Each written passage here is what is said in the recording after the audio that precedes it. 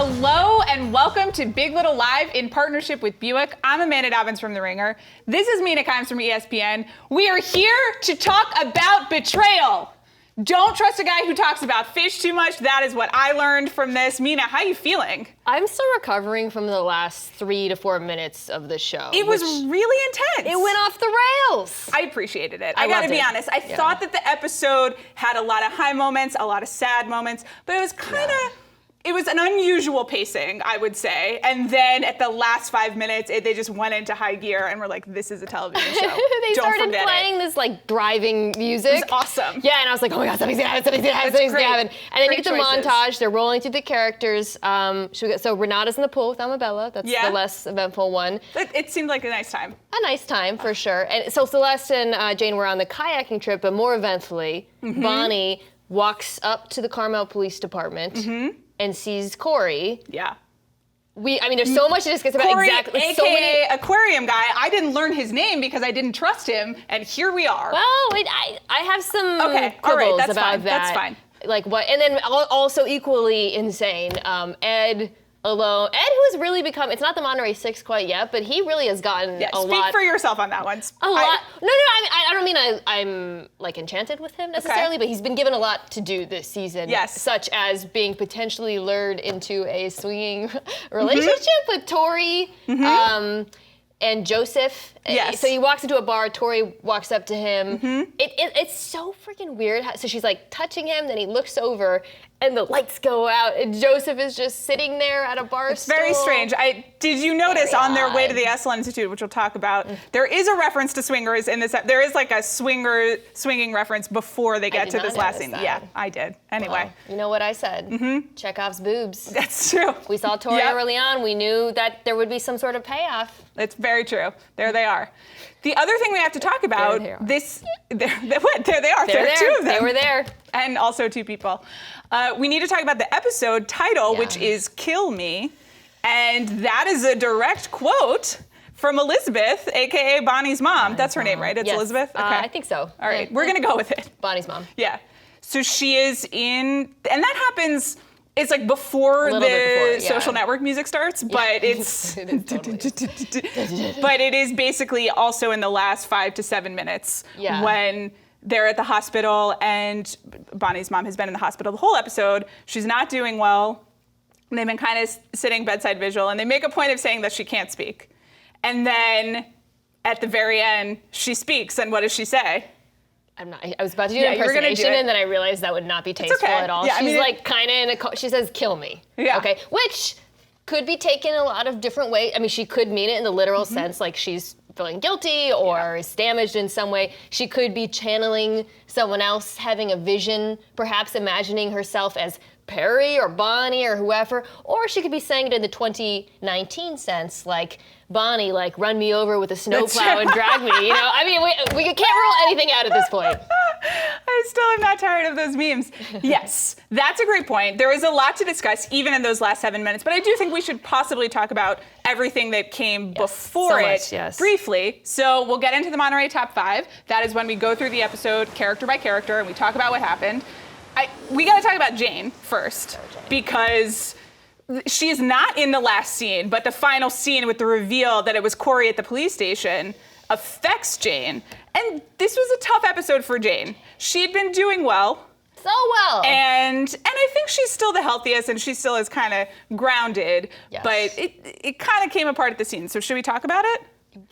We have to. Okay. I mean, I am so worried for her right now. Of course. But I think my interpretation of the Corey revelation might be different from Share it with the class. Go ahead. Okay. All right. So let's start there, and we'll work backwards, right? Okay. Because there is some stuff that happens between them that actually I think figures into my interpretation of it. But which is there is a scene earlier in the episode where Jane and Corey are like making out. I think it's in his apartment, right? Was it? Or was it hers? I think it's actually her apartment. Okay, but they're alone. I'm not sure, but things are escalating, and then she stops and starts crying and freaks out, and you know is clearly not ready for that sort of thing. Right. All right. Can we also just about that interlude? in the scene before, she's speaking with Ziggy and she's explaining what's going to happen that day. And she's like, I have to go to work for a few hours and then we'll go kayaking. Yeah. So work is definitely a date with Corey in this situation. Did I interpret that correctly? Oh, interesting. Which, no shots. Single moms need to have healthy dating lives as well. And, tell your kid whatever you want. But I was like, is this what work is now? That is a great point. Because I was like, why are you being so specific? Like, why are we hearing so much about your day? This is really boring television. Okay. That wouldn't make sense.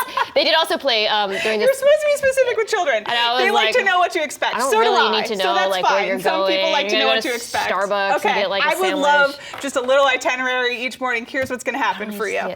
They were making out to the great Sparkle Horse song. Anyway, okay. This all happens. She's not over it. She's still healing. Boom. End of the episode. So Bonnie's walking, because I think this is very important to talk about exactly. Like, I went back and watched it a few times. She's walking up to the police department. Okay. Mm-hmm. Corey appears to be walking out with a cop. Did you catch that? Yeah. Okay, so he's walking out with someone looking chummy. Yeah. They kind of part ways. He's obviously in street clothes.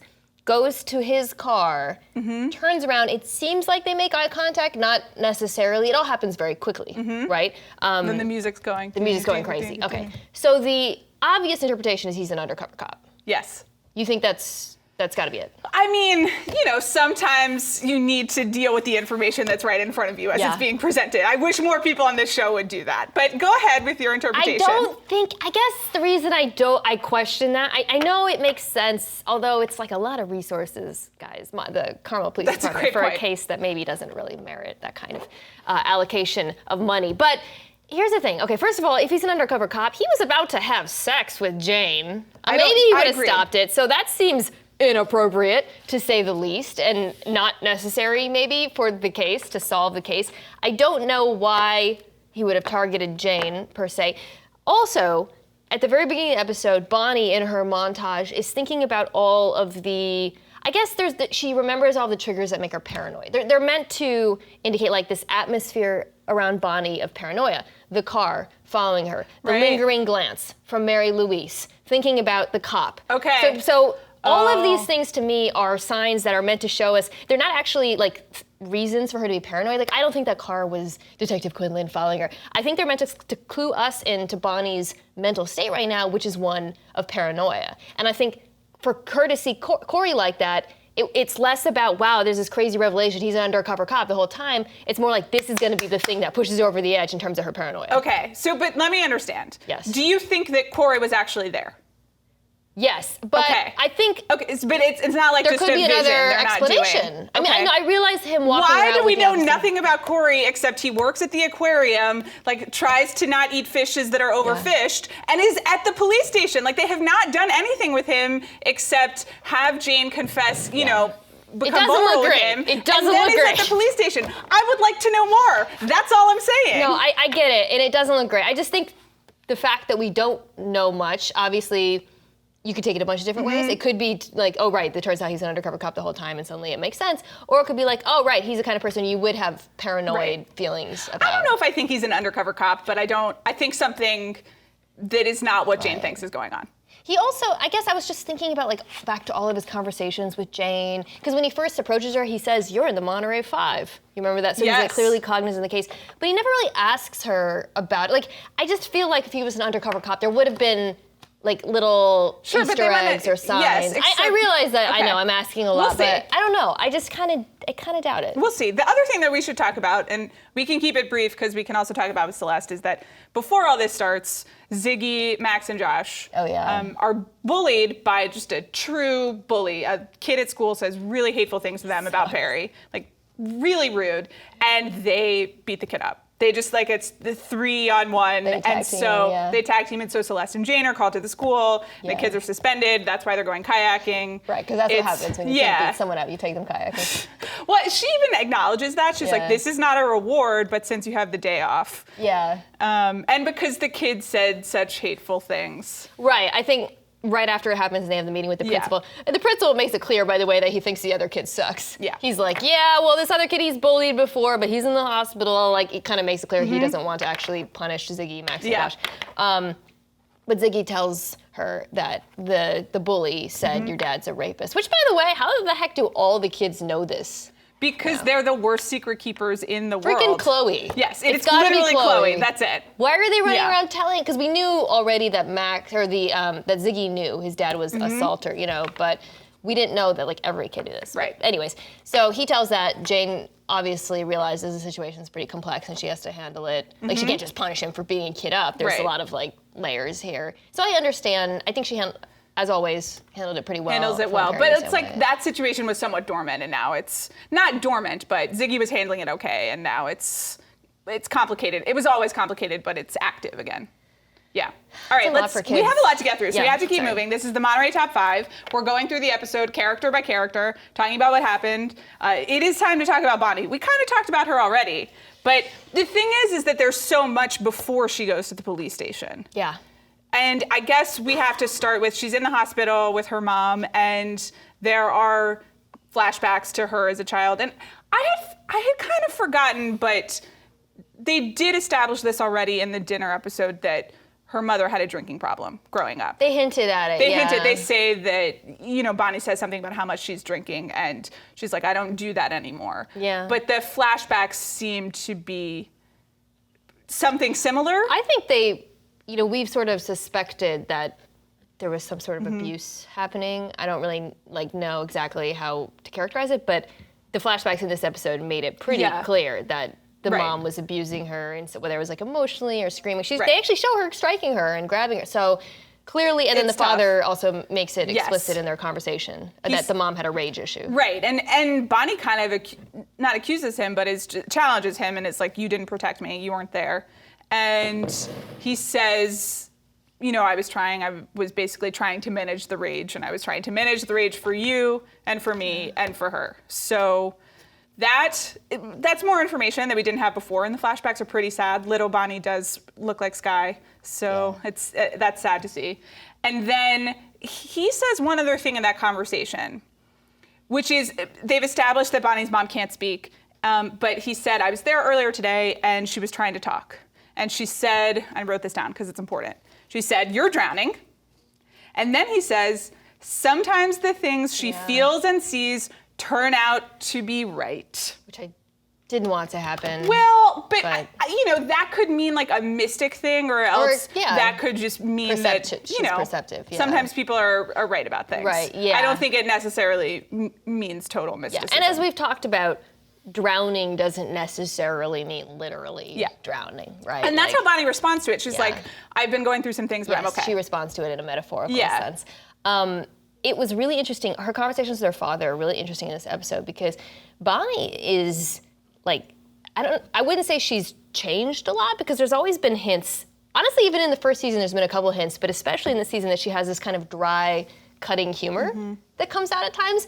She just gives no Fs in this episode. Like she is straight up like, you did this, you were a crappy father. Even in the scene where he interrupts her while she's doing her oh my God, we're gonna talk about singing for sleep apnea. Do not worry. Well, she's just so dry and I think, after the first season, you think of her as this kind of wishy-washy, hippy-dippy person, and she's like, yeah, it's a cash cow. They'll send anyone to me. And it was kind of funny to watch, and it was like, this person. I was also not aware that happened, and it's just like a room full of people lying on the floor singing Chicago at the top of their lungs. I really like that song, by the way.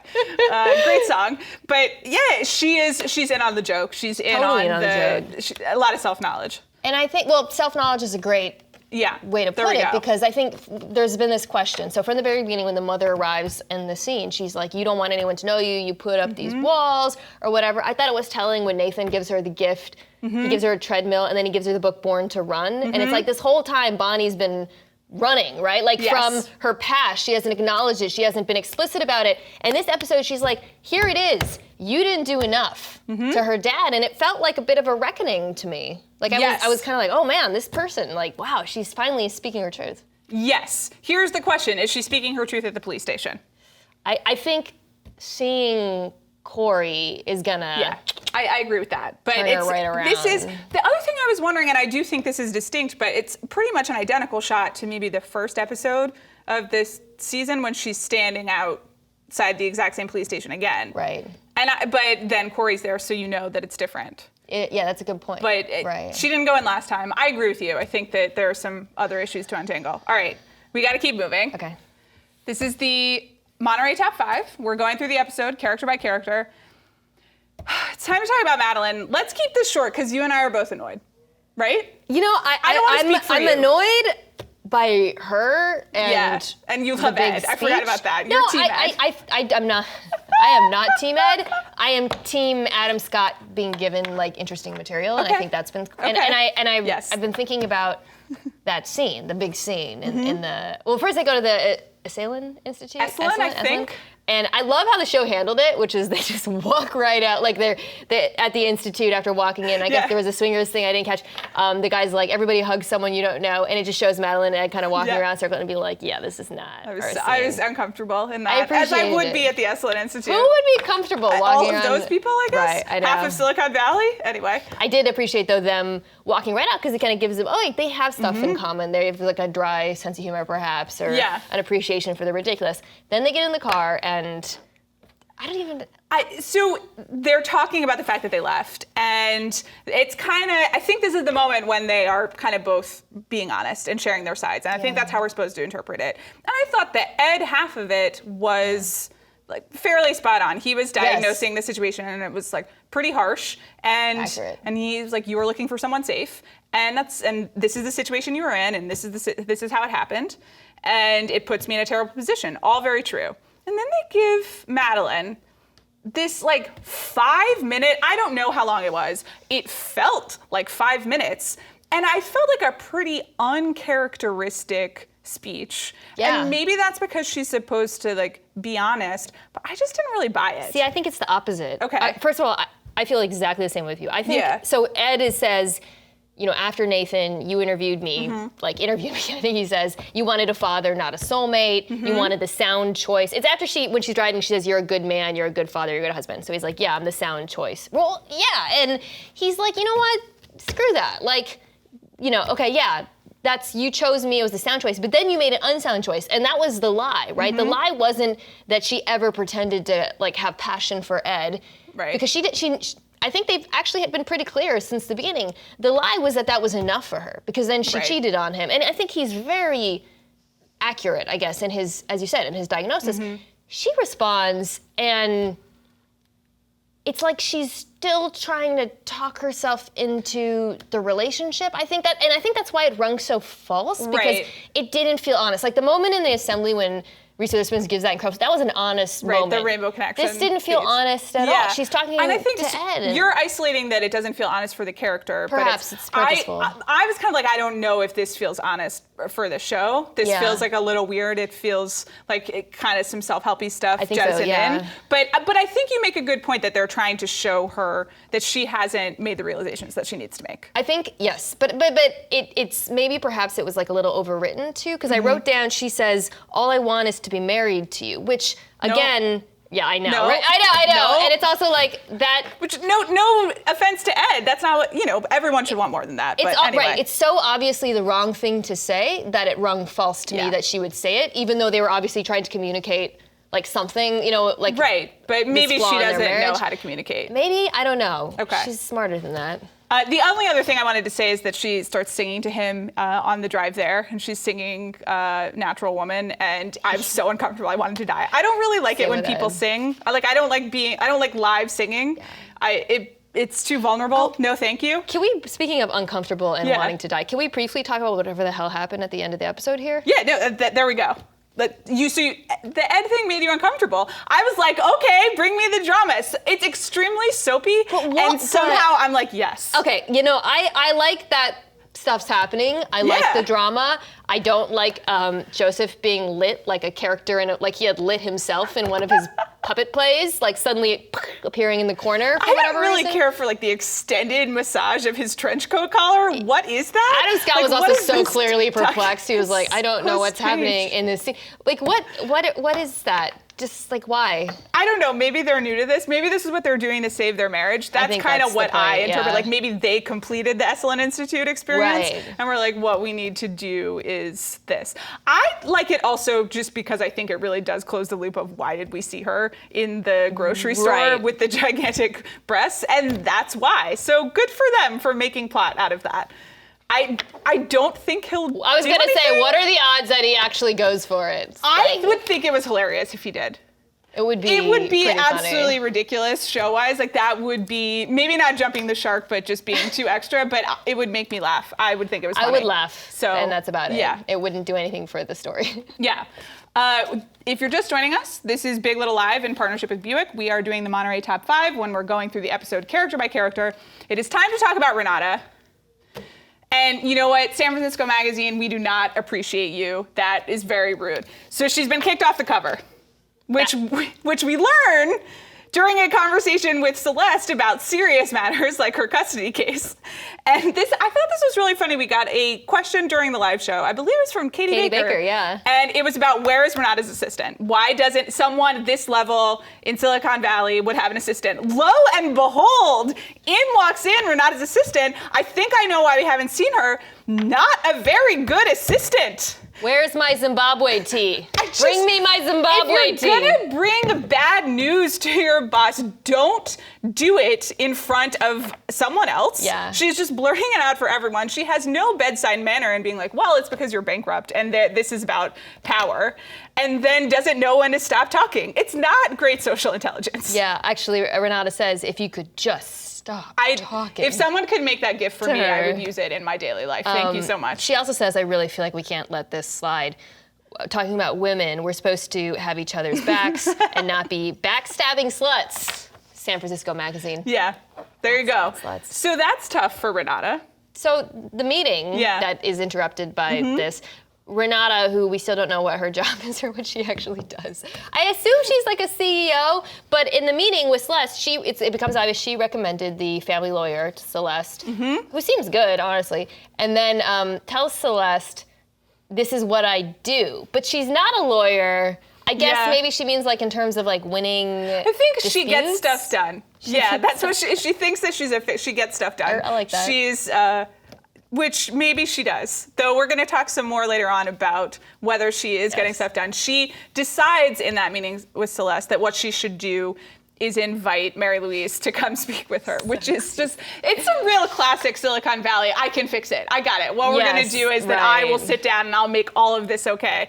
And Celeste in the room is like, I don't think that's a good idea. Celeste is also a lawyer. Right. But she, I mean, again, and we'll talk about this when we talk about her, she's not in her lawyer mode right now. And so she when Renata loses it about the magazine, she's just kind of like, are you okay? Yeah. She's like very meek and defeated right now. So, but she does express, I don't think that's a good idea. And Renata's like, no. I got this. Spoiler, she did not have it. I mean, do you want to, like, the confrontation with Mary Louise?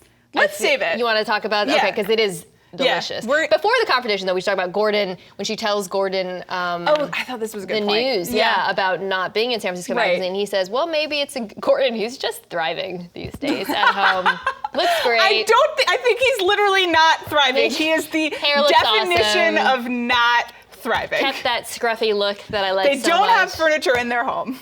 You know what I like about that, by the way? Like, it was interesting to me that they showed Renata at her job as this is happening, because it's like, all right, these people, yes, bankruptcy, they lost everything, but she's still a freaking CEO. Like, they're fine. You know, as much as they're not fine, and like they are still in this home with no furniture, which we'll get to when we talk about Mary Louise, like they do have like a safety net. That's that true. A lot of people wouldn't necessarily have. That's very true. true. So Gordon says, well, maybe it's good you don't have a target on your back, and Renata's like indignant, and she said, I've always had a bullseye on my back, to Gordon, and It's a real appreciated it. I believe it's called a heat check by Renata in this episode. Is that correct? That is the correct, I've done so many rewatchables. I still don't know what a heat check is. Yes, she's oh good, thank you.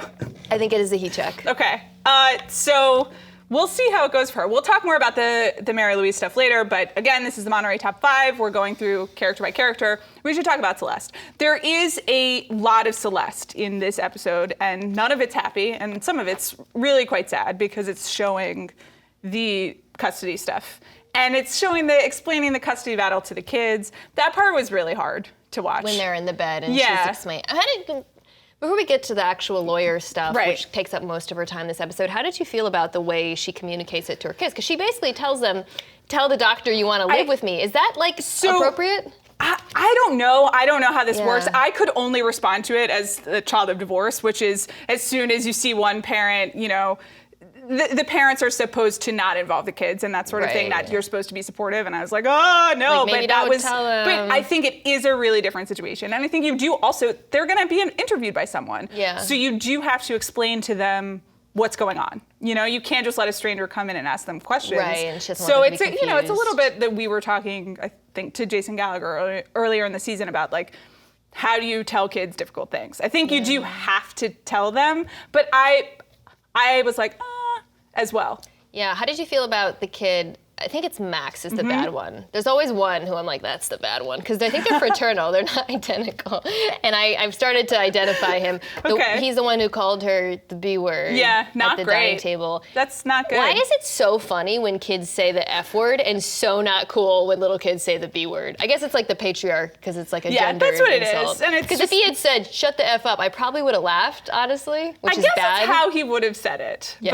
But, I mean, do you really call people the B word very often anymore? I don't. I don't either. We kind of phased Only out like of that. retire, B word. Exactly. So I guess that's why. I don't know.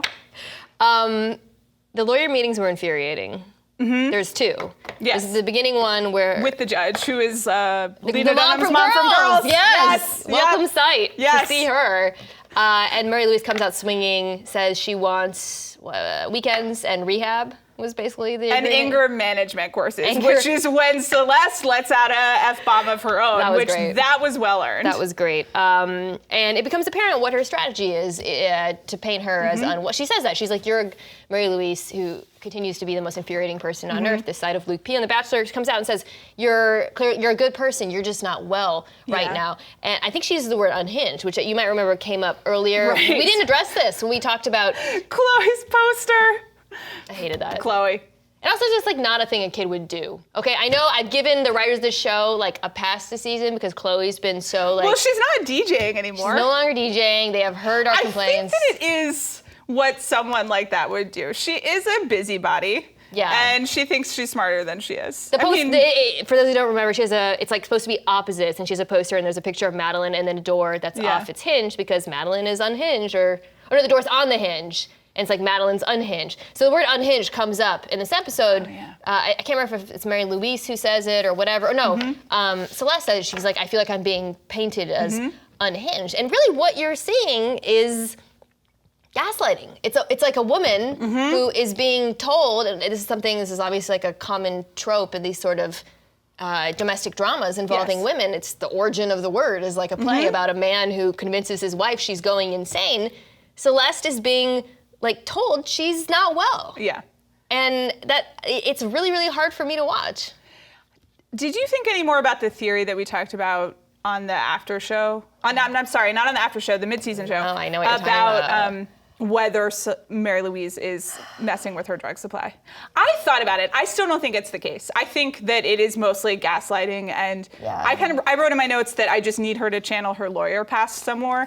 And she does this a little bit in the episode where she's like, this is what this will mean legally. She's fighting with her lawyer. She is not supremely confident in her lawyer, but she still isn't she's not being aggressive, you know, and it's just crazy to me, like, what evidence is there? I guess Mary Louise could say you went out driving or whatever on Ambien, but that doesn't seem like nearly enough. Again, I'm not a lawyer, but like, I'm not either. Lord. I think, well, we'll get into why they wouldn't want to go to court. I think in general, you don't want to, right. We know why. Perjury trap. Exactly. We'll talk about it. Thank you, but I think Renata. the other thing is just that, you know, you can't guarantee it in court. That's what that lawyer is saying. Like the offer of joint custody, it's a pretty good offer because at least you know. Right. It is infuriating. So let's go ahead. Let's move to Detective MERYL, which when we conceived of this segment, this was about Meryl Streep solving crimes. And now this is about Meryl Streep as Mary Louise ruining lives. But though it seems finally that her plan, if it is a plan, is coming into shape. Yes. Because we learn that her lawyer is working with the police. We learn that all 5 of the Monterey 5, or all the other 4 of the Monterey 5 are on the witness list. Yeah. And we learn that being asked about Perry's death is possible as a part of the hearing. Right. Do you think that is a conscious strategy from her? Okay. Yes. So I've been puzzling this out. It's a little bit, it's unclear, obviously, say that first. You have to kind of consider the order of operations because if you remember, she goes to Detective Quinlan's office, I think like 2 episodes ago or something. That's right. And she's like, I don't believe that my husband or my son's death was an accident. We don't see Detective Quinlan's response.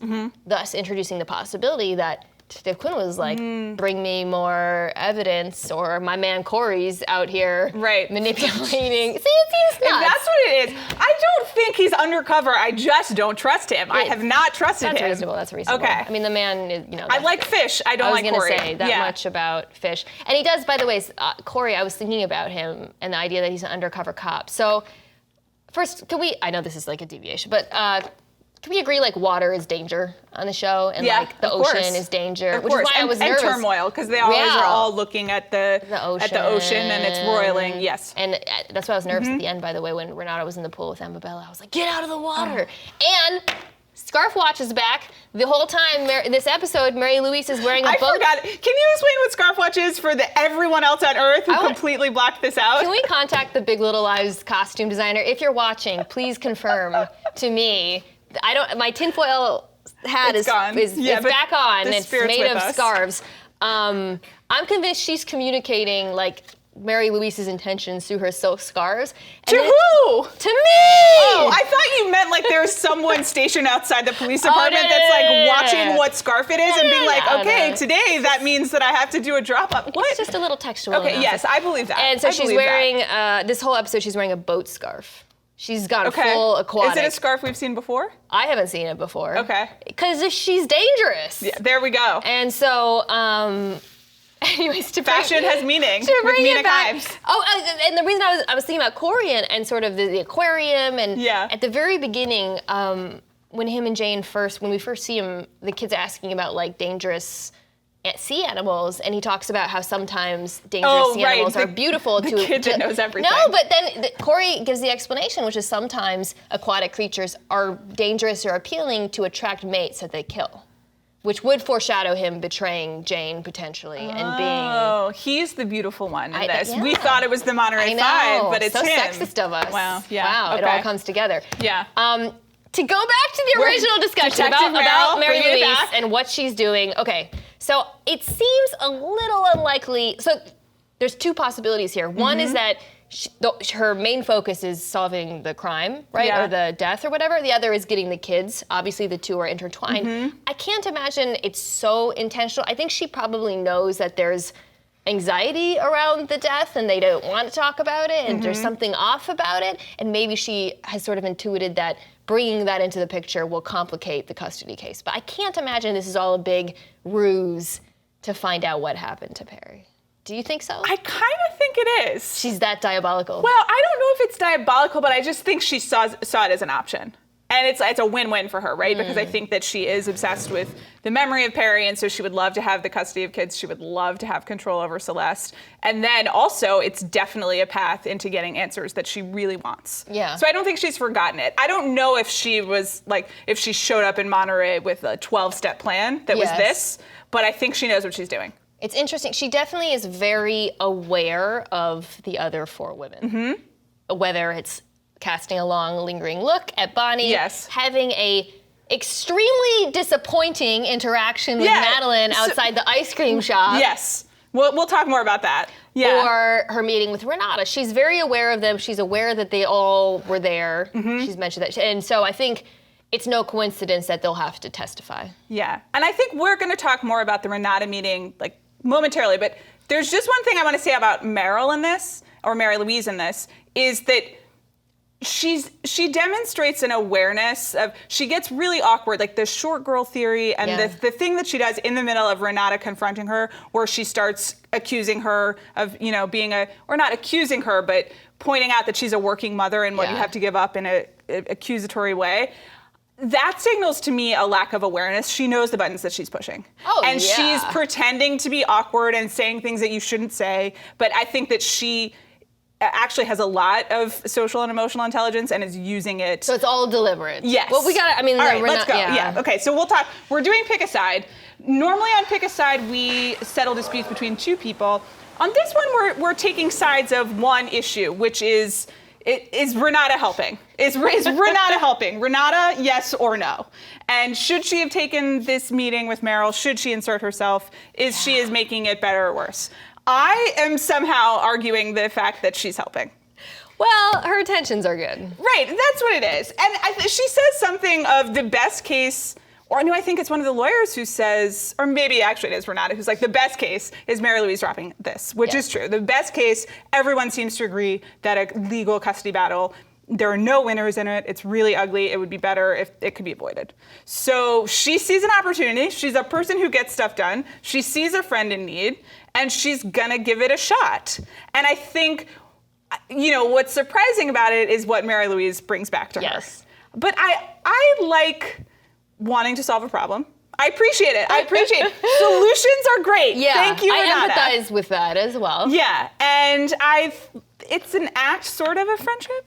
Is it an act of friendship? I honestly don't, other than her own ego and thinking that she has this Silicon Valley, I can fix everything. I've got an app for that. There's no reason why she did it.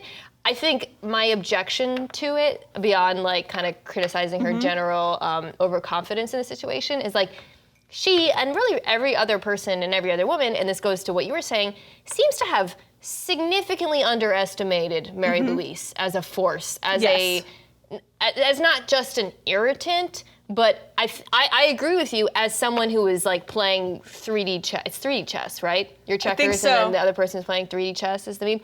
Mary Louise is playing 3D chess, okay? Right. So in that encounter, when she comes to her house, and it's this great scene where she rolls up an office chair because they're out of furniture, Renata does, for tea. Oh my God, it's an overhead shot too of Laura Dern just kind of swimming in the office chair. It's such a great shot. It's such a great shot.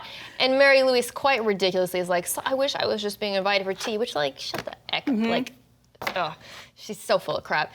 And then, but it's good. She really gets under your skin. That's incredible. The thing. If she can be that annoying to us as viewers, and we know this is made up, and we know that it's being written, that's a remarkable skill. She says. So you might remember she goes in on her. I can't remember. She asks about the bankruptcy and the lack of furniture, and then she fake sympathizes with the plight of the working mom and says, "I wrote this down because it made me so angry. So many moments lost, and for what? A screening room."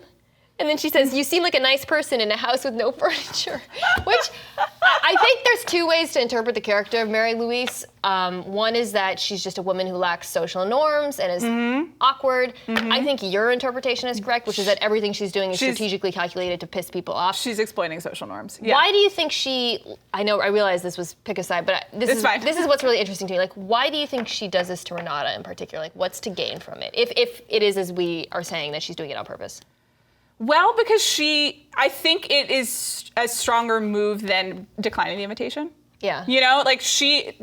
She's aggressive, and she is making her position known, and so she gets invited, and she's going to be invited, and and it's also an opportunity to find another weakness in the five, right? Because they are still all keeping the secret together, and she knows something is up, and she's pointed out that she doesn't trust many of them, but she hasn't really gotten an opportunity to talk to Renata just yet, besides the weird real estate. And she wins, because I think. So, she's talking about, it's hard being a working mom. You miss all this time with your daughter. The next day, Renata's like, okay, you're not going to school. We're just having a mommy-daughter day. So, point MERYL. It's true. They also, and I was a little frustrated by this, they cut the scene off before Renata can really respond. I would have liked. I was hoping for a full-on, Laura Dern, Meryl Streep face-off, just because I think America deserves that. I know. And this was, it was in a way, because everything she says to Renata is cruel and infuriating, and we got really mad. But it wasn't the high volume or high energy showdown that I expected. We haven't gotten that kind of back and forth that we had between her and Madeline at the beginning, including in the scene where she sees Madeline and Madeline unloads. Mary Louise just walks away, which was disappointing to me. That's a great segue into, we've been anticipating that scene for a while, and in fact we were so excited that we recently went to visit the ice cream shop in question. We were on the scene, and so now we're going to watch it. This is our big little road trip in partnership with Buick.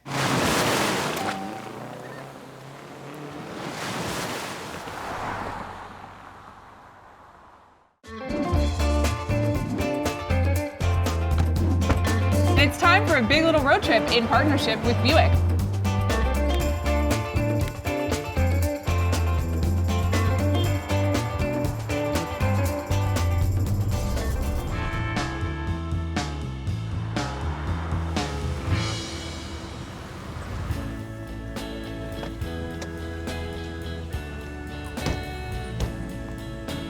Here we are at the infamous spot. Yes. Madeline, aka Reese Witherspoon, throws an ice cream cone with great force, or at least it looks like that way in the pictures, at Mary Louise, Meryl Streep.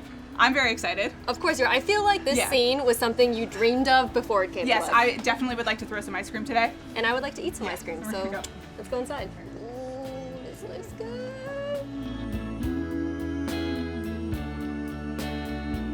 Hey, Hi, how's how it are going? you? I'm Amanda. Martine. Martine, nice to meet you. I'm Mina. So were you here when they filmed? Yes. You were? Yes. And who did you meet? All of them. All of them? Did you speak to any of them? I did. Tell us everything. Reese Witherspoon's really sweet. Yes. But I didn't have really a conversation with her. Okay. But when Meryl Streep came in, Okay. she was like, you know that oral like a Yes. devil's Yeah. worth Yes, product? like- Like Yes. that. They came in and they were like, can I get an ice cream sandwich? I'm like, yeah, Okay. of course. I gave it to her and she was about to pay me. Right. And I was like, no, it's okay. Oh, that it's was on very the nice of house. you. And then she gave me a hug. What does she smell like? Can't even imagine. Just like Like awards there is and no prestige. words. Yeah. I'm extremely You jealous. haven't washed your face. They had a scene with this Yes. ice cream. Okay. Oh my god. Oh, thank you. Go first. Oh, very good. They came in, it was really hot. Yes. And then Okay. they were like really like engaging. And like I told them like, you want to go to the walk-in fridge? Oh, to like cool down, yeah. She went in there. Mina, as you know, Sierra Madre doubles for Monterey, and we are on a street where a very important office is located. Can you guess Well, what no office one it might be? really does a lot of work on the show. It's like a nominal office. I still am not convinced that any work actually gets done in the show, but fighting gets done in the show. Mina, Fighting. I am so pleased to present to you Reese's real estate office. Oh, wow. My happy place. Yes, Yes. definitely Okay. no work gets done here. There you go. But wow. Yeah. There And is- this is apparently where you can rent a home to spy on your daughter-in-law. How much time do you think Madeline actually spends in this office?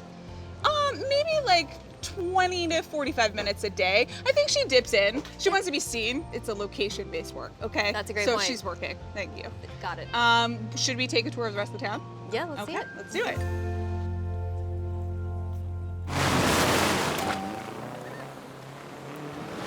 Two additional things to note there. Number one, that ice cream was really delicious. And number two, they didn't show the ice cream throwing.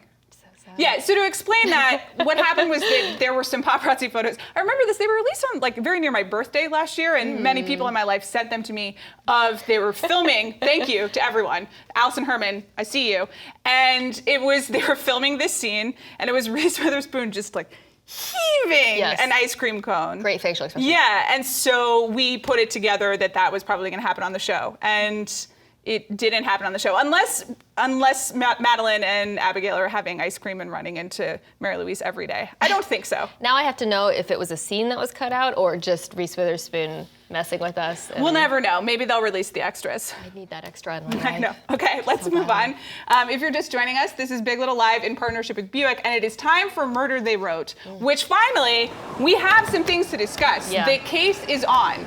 They are investigating, and we know finally how the things are coming together. So we talked about this already. The custody case is going to make all 5 women testify. Yes. Or they're on the witness list. We actually don't know whether they're going to testify, but it's a possibility. Possibility. And as soon as Celeste hears that, she taps in her Scooby phone Right. and the 5 assemble on the beach. They clearly had a code. It wasn't like... I forget exactly what she texted She just said them. like beach meeting or something, Yeah. and I guess they all knew what that meant. So they meet at the beach. They assemble in their coats. I thought it was kind of funny. I don't know, because they're like, Oh, I liked it. Yeah.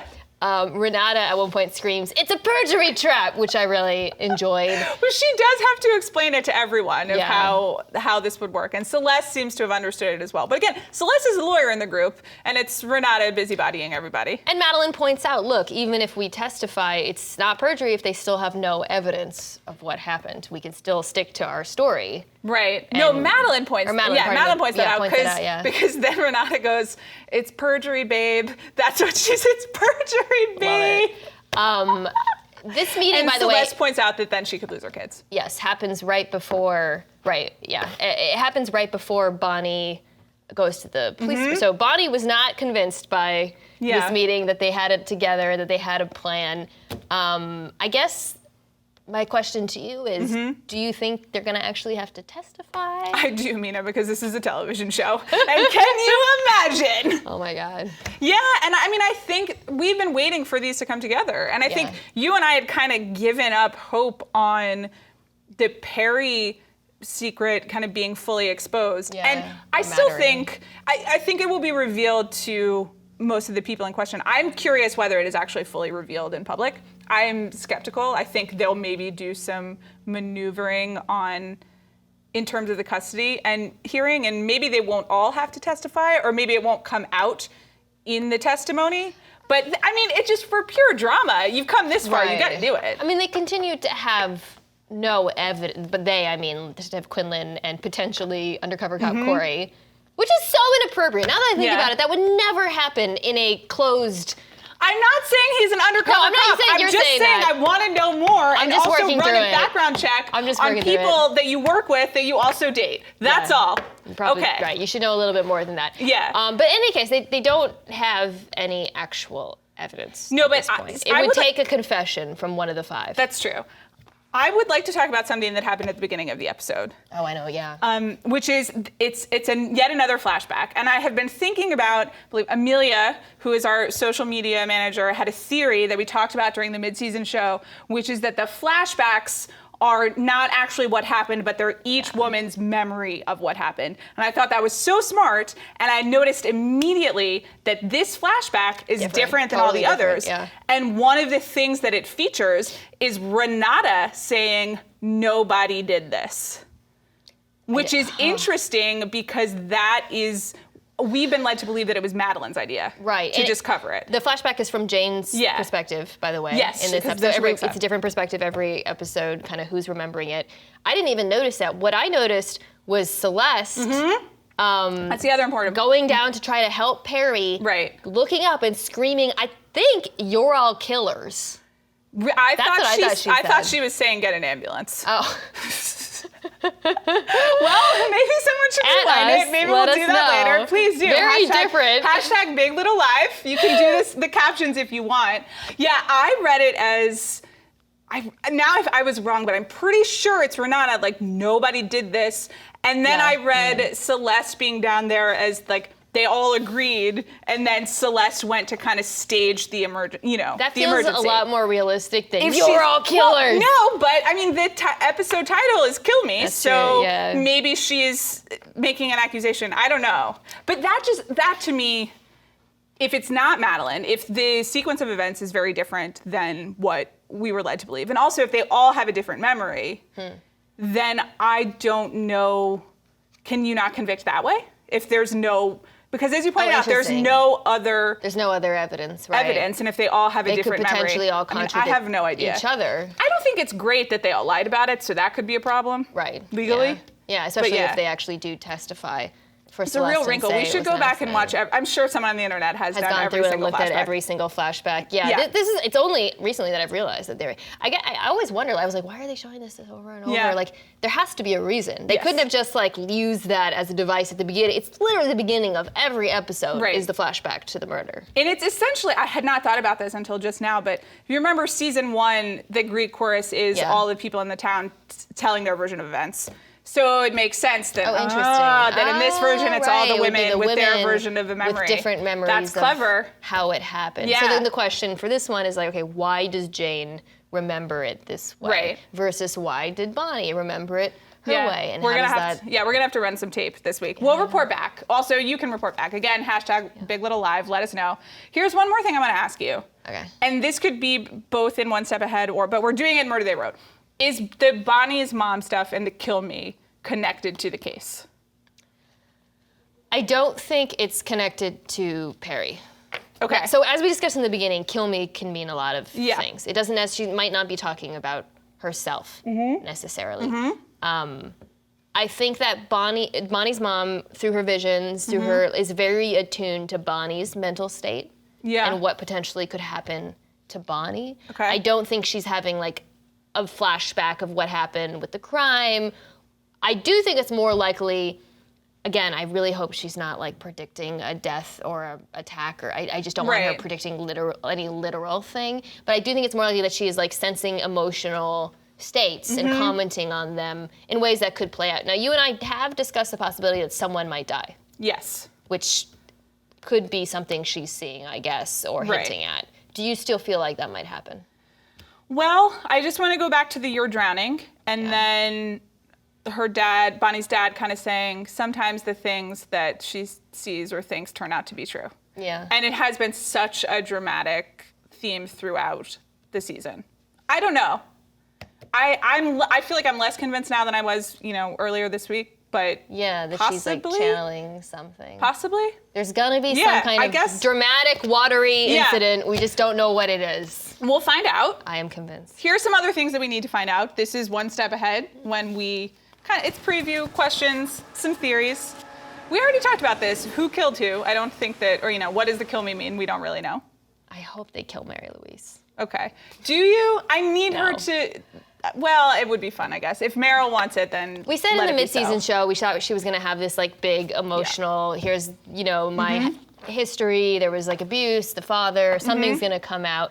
I get that, but she is so freaking annoying. Yeah, she really is. The worst. I feel like I want more justice than just a random death in the last episode. Yeah, I want her to have to confront what Perry did, and it feels like she was still, has refused. I agree. Well, we've been discussing this whole episode, but I am going to ask you: is Corey undercover? Is he undercover? Like, is it a full sting? I don't think so. I think you pointed out that is a misuse of funds. I would agree with that. Funds have been misused before, but I don't trust him. I have not trusted him throughout this season, and I don't trust him now. He's clearly I'm going to be wrong. I'm sure he's going to be like the nicest person in the world. Well, no, he's clearly covering something up. If he's going to a police station in cahoots, like there's something going on. It's not honesty. That's not what's happening here. Honesty. Okay. Is Ed swinging with the Dobbins? I don't think so. You don't think so? But I will say there has to be some sort of payoff from the invitation that Tori and Joseph seem to extend to him. Like, it can't just go away altogether. Like, I still don't, that's true. Understand what function it serves other than like, here's another married couple that's dealing with marriage in a very different way. Right. And potentially, I guess the payoff could be that like Ed gets to make an unsound decision himself, but it's so weird. I don't think it would be this one. I know. I agree with you. It would be funny though. I would laugh. It would be really funny. Okay. How much does singing for sleep apnea cost? If Botox is $4,000, then singing for sleep apnea probably has to be, maybe not per class, but for the a run of 10 classes, $500. I don't know. Good for Bonnie. She says that it is a cash cow and she makes a lot of money off of it. So good for her. Okay. Man. Here's the next one. Will Bonnie go into the police station? I don't think so. Like, as I was saying, I think seeing Corey is gonna shake her a little bit. What if she confronts Corey and then they go in together? That's a possibility. Because if you think he's on the side of good. I think she is more likely to go straight to Jane, thus kicking off the end game of the show in some way. Okay, great. Yeah. Okay. No, I mean, it's been interesting, right? Because her and Jane kind of have this friendship that we're not really sure like how it came about, but there's been scenes of them talking about Corey together, so it would make sense that she would want to go to her with this information before she goes to the cops. I think that's probably what's going to happen at the beginning of the next episode. Okay. Bonnie's going to go straight to Jane. I guess Jane will confront Corey, and then I'm guessing that Bonnie confronts Corey. Interesting. You think like right away? Well, she's at the police station because she's just like, we have to take care of this. Like there is kind of a gust of energy that's like brought her there. Right. And she may not go into the police station, but it's just kind of be when she snaps. And as you said, she's like more direct this episode. She's like facing the issues head on. And maybe I'm just projecting. No, I would walk across the street and have some words with Corey. I would want to know as well. I also think whoever confronts Corey, whether it's Jane or Bonnie, if he is undercover, that person is going to be given the option to come clean. That might be, again, how the end game comes about, is either one of those two women might go to the cops and make it a confession, knowing that there's like this full-scale investigation going on. Okay, last question. Yes. Will they perjure themselves? You said that you thought they would testify. I think some of them will testify. I don't know whether you'll get through all 5. Though I suppose, who would you pick not to testify? If you have all of them, if you're going to do a whole thing. So will they perjure themselves? I feel like not consequentially. I don't think that any of them is going to go to jail for perjury. No. That's kind of, but I do think that they will they'll flirt with it. What right? an anticlimactic ending to Big Little Lies that would be. The gang goes to jail for perjury for 4 years, or whatever perjury is, I don't know. Probably worse. I agree. I do think this show will not deprive us of a montage of the 5 women in fabulous outfits sitting on the stand talking. And I imagine they will probably get on the same page. I think if there's if anyone comes clean, it's not going to be in that way. That just seems too ridiculous. I agree, but I guess we'll find out. It's exciting. It's exciting. Court. Who knew this was going to be a legal drama? I guess we all did, but maybe not in this way. This has been Big Little Live in partnership with Buick. We will be back next week after the East Coast airing of this episode, and we'll find out what happens. See you then. Thanks for watching.